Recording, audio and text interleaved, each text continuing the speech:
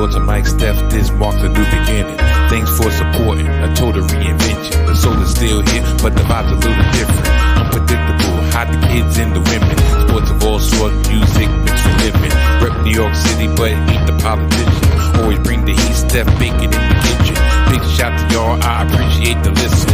Donnie put the rest, but I'm still in the best. In the world of what I do, all y'all know the rest. I live it, I breathe it, I'm the whole definition. The pinnacle, the ultimate, I'm on a new mission. The salty thoughts of Mike Steph, featuring the one and only Mike Steph, the best in the world of what he does. Tap in.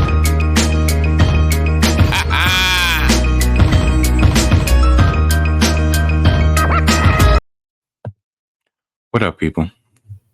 I said, what up, people? What up, people?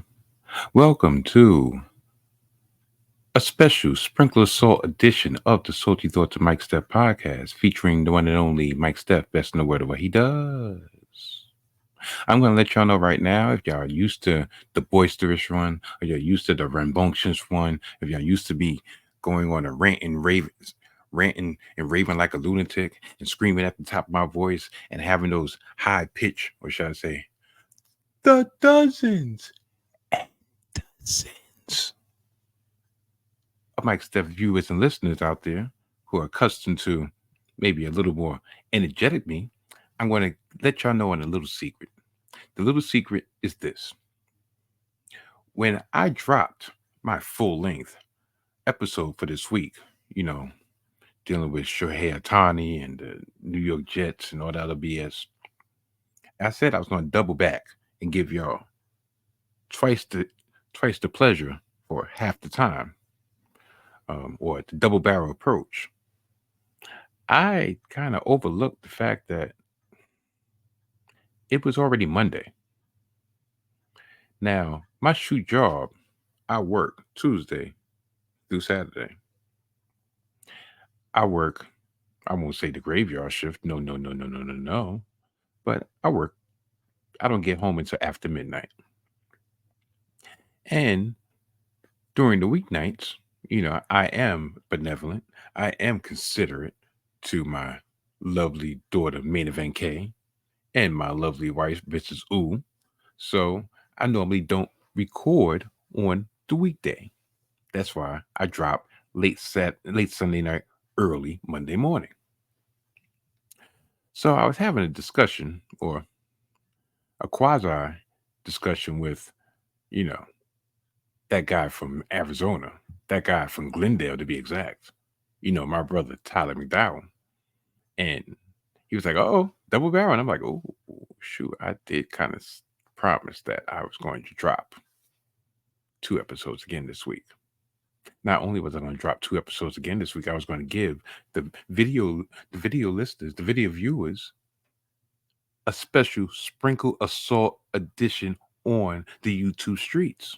Normally, Sprinkle of Salts are only audio only. So I started thinking, I'm like, you know what? I am a man of my word, and I don't want this to be an ongoing narrative that, Mike Steph reneged on a promise that I gave the unwashed masses. Maybe if, you know what, I'm not going to go there. So I said, you know what, when I get home, I am going to actually make this a legitimate Sprinkle of Salt meeting. If you're looking for an hour and change of this simply dashing face, this simply ravishing body, you got another thing coming. That ain't happening.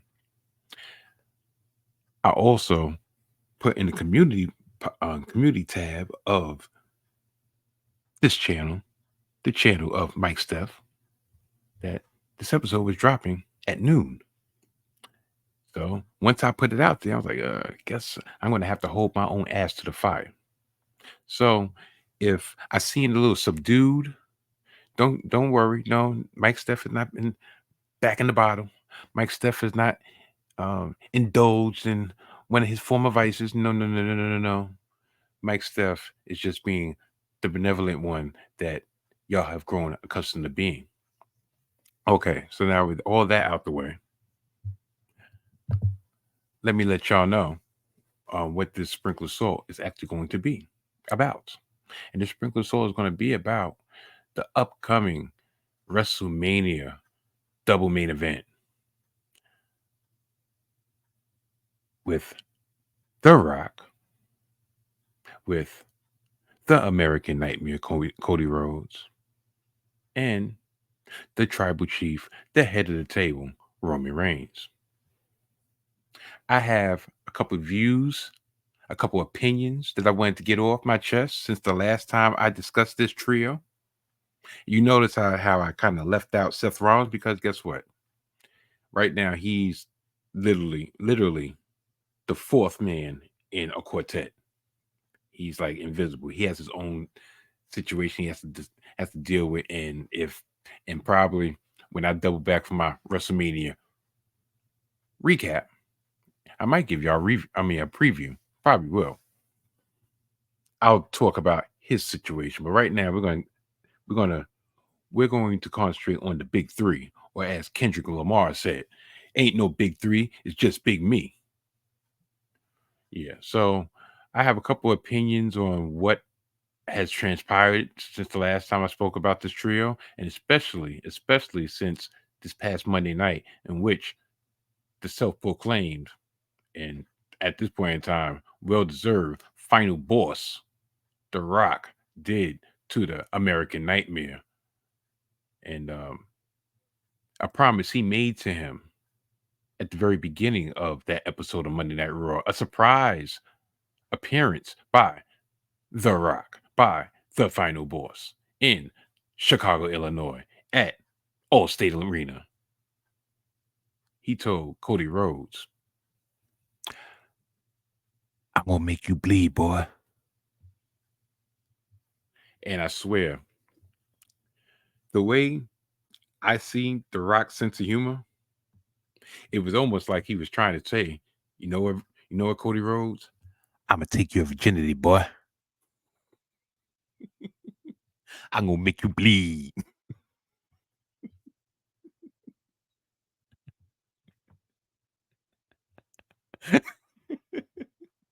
anyway, anyway, so I'm gonna kind of fashion it down like this. I'm gonna have a couple questions, so, and rhetorical questions. Tell you the truth, 'cause guess what? I'm gonna answer those shits myself, and that's how we're gonna break this shit down. So, with all that being said, normally I don't break this shit up, but it'll be easier for me to actually stay on task and get in and get out, as I'm known to do. Even though I have 4 kids, that means I got in long enough to enjoy myself before I got out. Ho! Without further ado, let me get this sprinkle of salt on the road. So, good night. Mwah! And goodbye. Bang. When I first started thinking about the topic at hand and how I was going to try to tackle this, how I was going to try to discuss this, the first question that came to my mind, and this was prior to this Monday night, was this: has The Rock damaged Roman Reigns? Now, last Friday on SmackDown, we had a confrontation. We had a face to face with Roman Reigns and Cody Rhodes. And needless to say, in my opinion, it lacked the same fire, it lacked the same pizzazz as we had with the face to face last year. And Roman made very poignant points of, we've been here, done that. Like, I beat you. Like, I don't even know why I'm dealing with this again. Like, you're never going to be at my level. You're going to be a great number two. Matter of fact, you are a great number two. And you have to get through your thick skull that that's what you will be, and that's what you will always be. And Cody Rhodes retorted, saying, "No, he's not a great number two. He is the one. That's right. The one that's going to take everything from Roman, take his title, take his spot, take everything from Roman." But what was glaring in that face to face in that showdown was a vacuum sized hole. A vacuum-sized hole by The Rock. In this lead up to WrestleMania, once it was set in stone that it was indeed going to be Cody Rhodes versus Roman Reigns once again for the WWE Undisputed Universal title, it was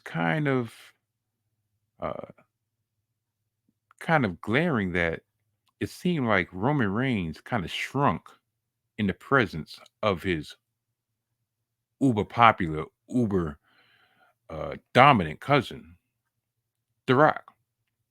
Like, for you to go going on 4 years running saying that you are the head of the table, you are the tribal chief. Truth be told, The Rock is actually the high chief, meaning he has rank over Roman. But after they did that, family tree, quiet is kept. Now The Rock has fell in line. He has actually, to his credit, acknowledged Roman as the tribal chief. But it's Rock's personality, it's Rock's aura, it's Rock's charisma that made me answer. Made me ask that question of, has The Rock damaged the aura of Roman Reigns? But then after what happened this past Monday night, this other question came to my mind. Has The Rock overshadowed the main event? Now, after Raw this past Monday, I, plus probably the majority of people viewing this right now, or viewing this lead up to WrestleMania XL, WrestleMania 40, want to see Cody versus The Rock, perhaps more than Cody versus Roman, for two reasons. One, it seems like that has been the main build, that has been the main conflict. Also, that's something that we haven't seen before. We haven't seen yet. We want to see how that plays out. Yes, we're not sure, or pretty much we're pretty sure how this year is going to play out between Cody and Roman. And that means Cody getting his win that he should have got last year. Because right now, the way everything's lined up, if Cody fails again, he can never challenge either one of them. He's pretty much persona non grata. He's actually a, on a rung lower than Seth Rollins. You know, the guy with the #2 title, the guy that has the title that, everybody who lost to Roman goes after. So said the tribal chief.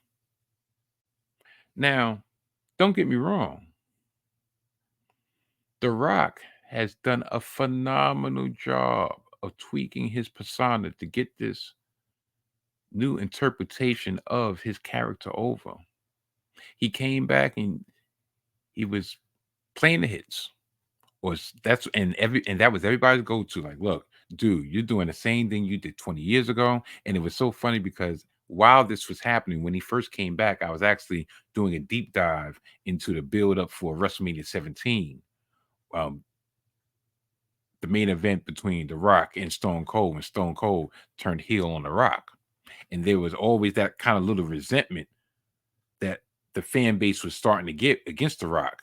And even though Stone Cold literally pulled out every trick in the book, plus joined up with Vince McMahon, his arch rival, his hated nemesis, he still got cheered against The Rock. Then you fast forwarded maybe a year later in Uniondale, Long Island, when The Rock faced a young Brock Lesnar, and the crowd took Brock Lesnar's side over The Rock. And that caused The Rock to come back in 2003 with his newer persona, Hollywood Rock, which, to tell you the truth, up until now, might have been his best iteration of his wrestling character. This version of The Rock has incorporated He brought you back. He said, you know what? I'm going to give y'all the hits. I'm going to give y'all, sing along with the rock. Time to sing along with the rock is over.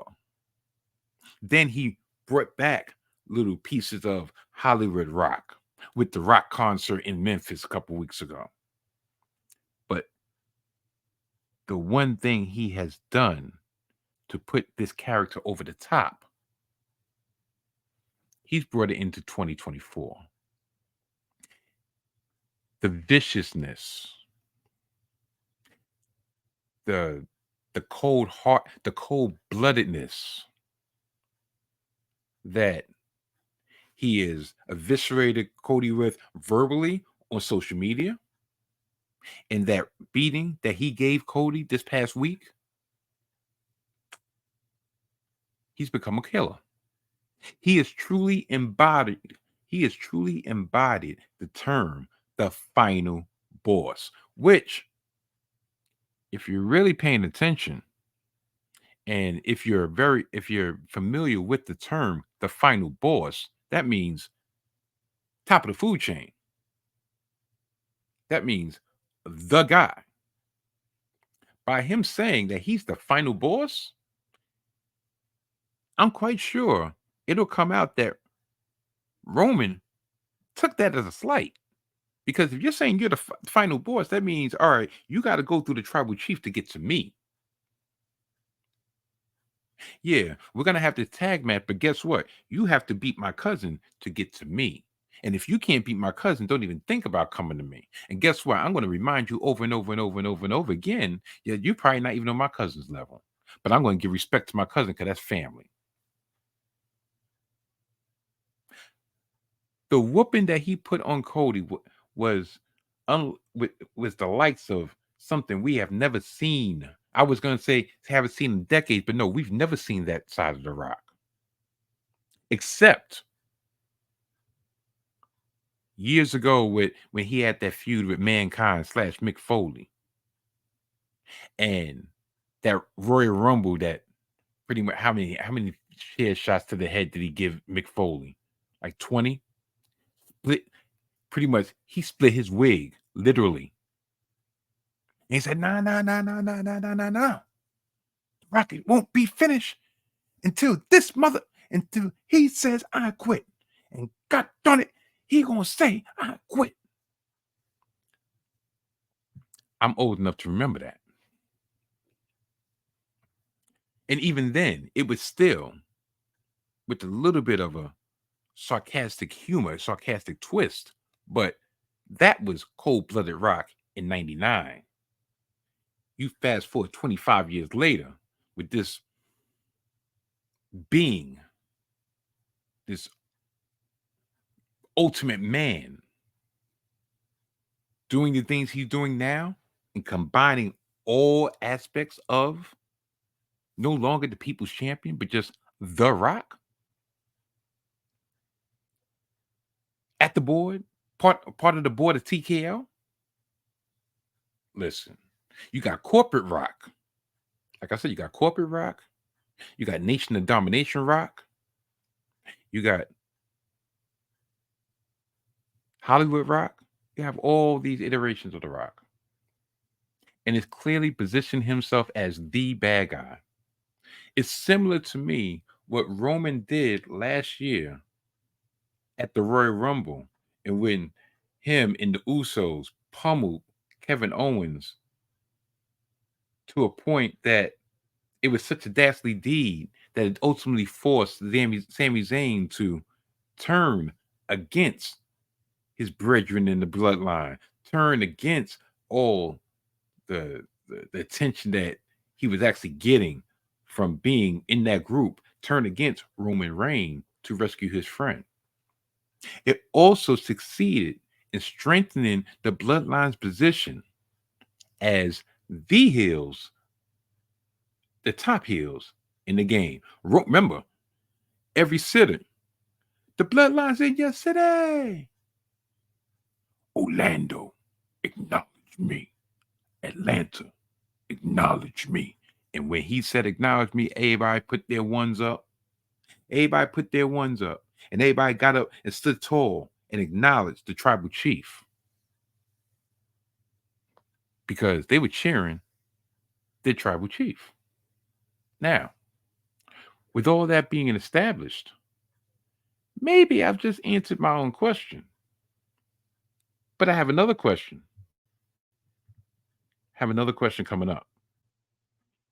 Has Roman Reigns' flaws been exposed? I know that's such a blasphemous question, but it's a question nevertheless. The tribal chief, to me, like I've said in the past, and like I said earlier, the tribal chief to me has at times seemed like the tribal underling, which possibly can be done on purpose due to the fact that a match between the two, playing on Roman's insecurities, have been at play for the last 4 years, ever since this tribal chief character has debuted. Now, I'm going to show you some pictures to show you how long this has been in the making. The Shield, well, matter of fact, the remnants of the Shield, Roman Reigns. Remember when in the same city, Royal Rumble 2015, Roman Reigns won the Royal Rumble to go on to face Brock Lesnar for the title at WrestleMania? And guess who came out to save him from a 2-on-1 attack from Kane in the Big Show? The Rock. And guess who got booed unceremoniously in the city of brotherly love? Roman Reigns. And The Rock tried to come out and endorse him, and they booed The Rock too. Like, dude, we don't care if that's your cousin. We don't care if you lifting his arm. We don't like this mother effer. They pushing this down his throat. It goes back to then, and that's 9 years ago. Here's another picture. That's Roman before he got the new teeth. That's Roman before he got the swag. And look at The Rock. The Rock's like, yeah, that's that's my boy right there. That's my cuz. You know, y'all gonna look out for him, right? Yeah, y'all have to look out for him. Y'all are going to look out for him, right? Because he is my boy, my man, my cousin. Now, maybe this is the long game that's being played because now, and like I said, this really stretches back 9 years. Because now they know, WWE knows for certain that The Rock is here for the long haul and can adequately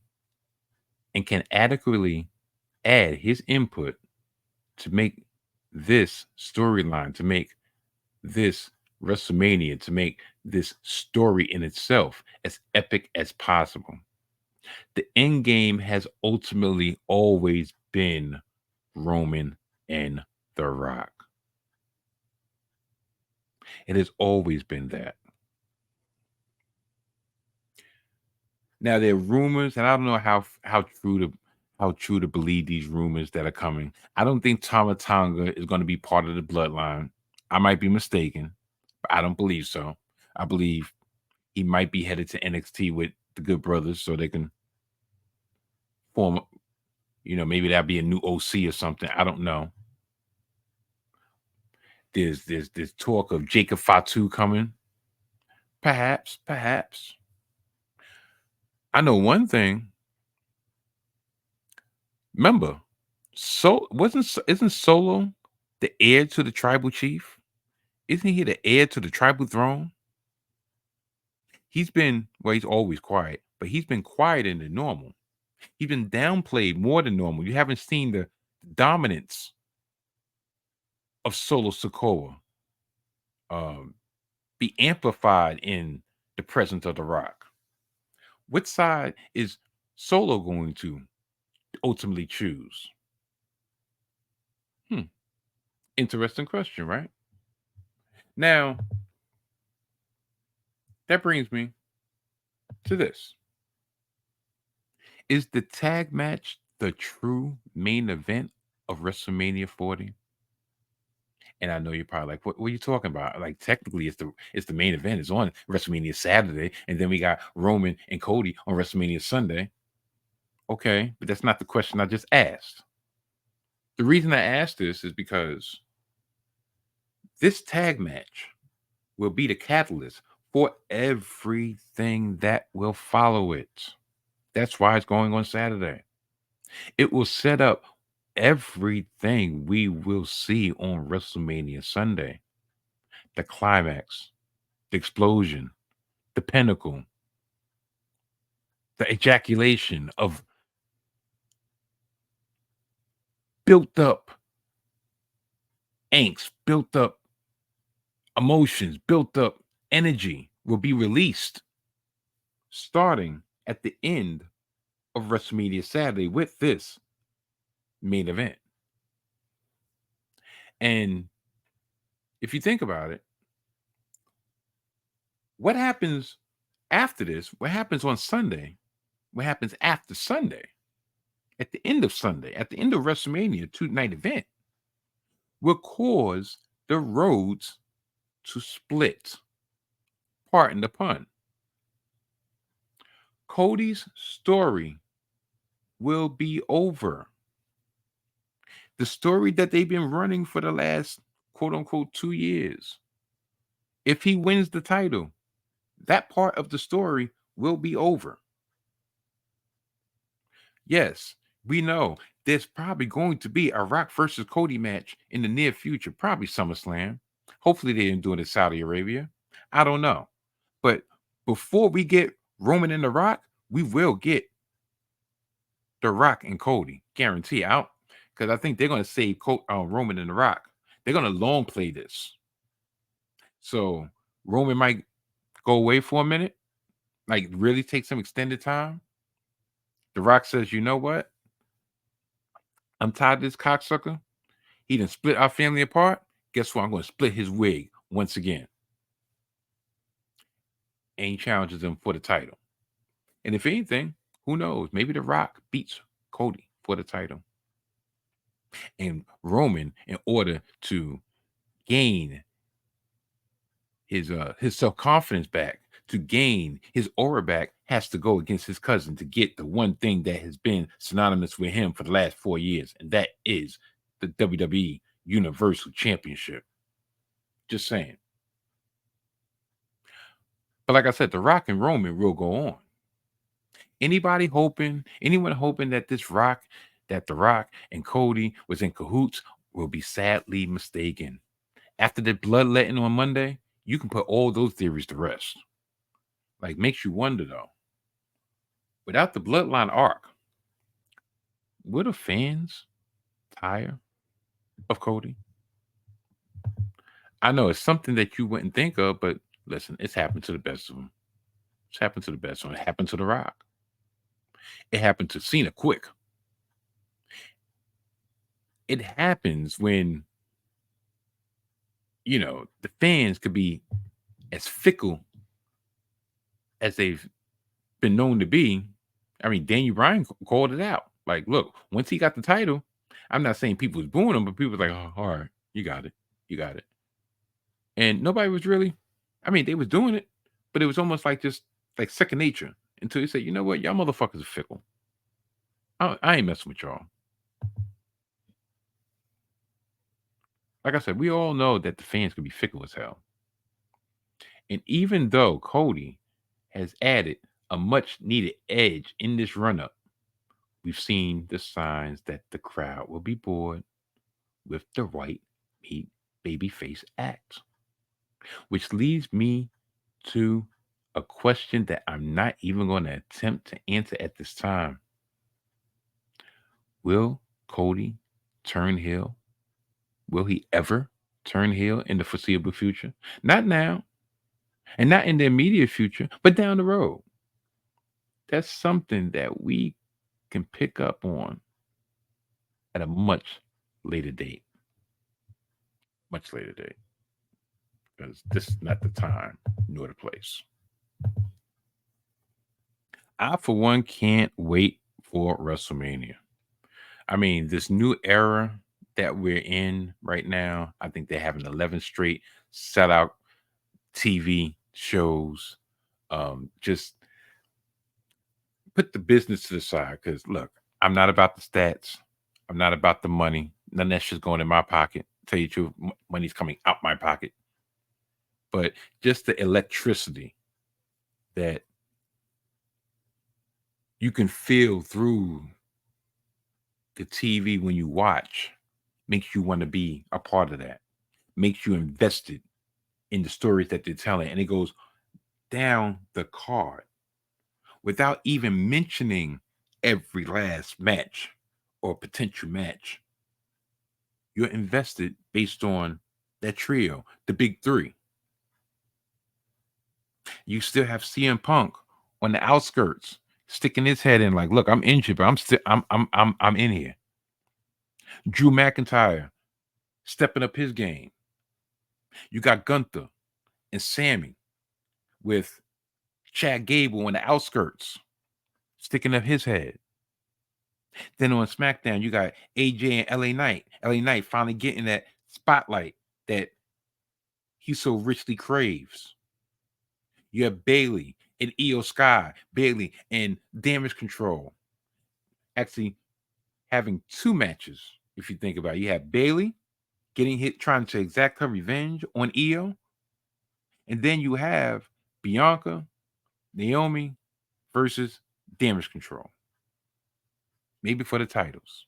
Maybe now since Damage Control has control of both titles, maybe by the end of WrestleMania, they have none. You still have Ray, you still have Dom, you have Rhea, you have Becky. I just probably just rattled off maybe like 7 matches, seven feuds at the top of my head without really thinking. And that's not even counting the tag team turmoil ladder match we're having, in which I believe R-Truth is going to get his WrestleMania moment. But you know, I really thought about going to WrestleMania this year, and due to my lack of planning, that's not going to happen.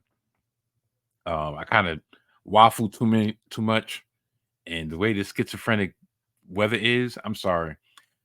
I don't see the pleasure of, yeah, the atmosphere, the environment, I get it. The lead up, the week, I get it. But the way this weather is, I can't be outside 50 degrees in for 4 hours, 4.5 hours, 2 days.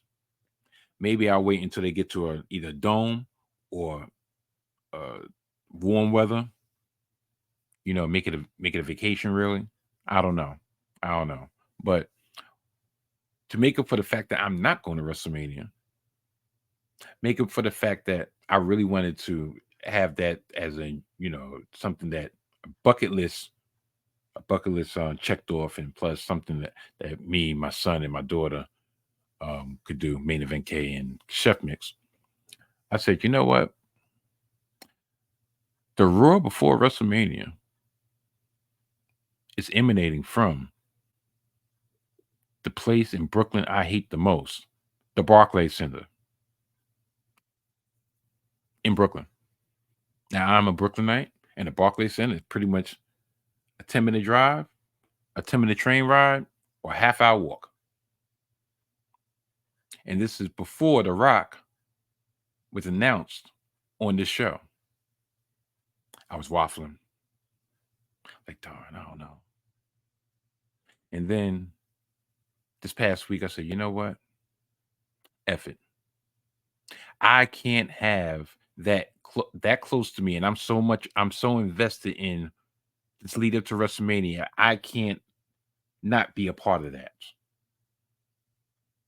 It's going to be very interesting to me to see the difference in energy from when I went to the Survivor Series 2021 to now this Raw before WrestleMania, in which not only The Rock has been announced, but the tribal chief himself, Roman Reigns, has been announced. So the Bloodline will be in the city.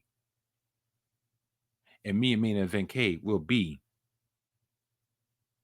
in the arena We will be down since day one. Me, Oos, day one. I can't wait. I can't wait. Um, yeah, so that's gonna be a great time. And yeah, so that's my sprinkle of salt. I'm gonna get out of here because it's already late enough as is. I actually did a good job of just being very steady, getting my 2 cents in and getting up out of here. And I stay true to my word.